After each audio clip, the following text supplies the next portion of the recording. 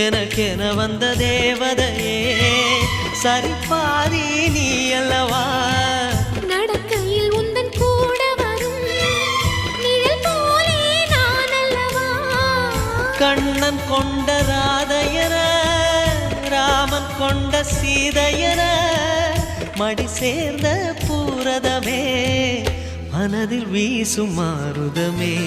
நன்றி சொல்ல உனக்கு வார்த்தை இல்லை எனக்கு நான் தான் மயங்குறேன் என்னுடைய மனச தந்துவிட்ட பிறகும் ஏம்மா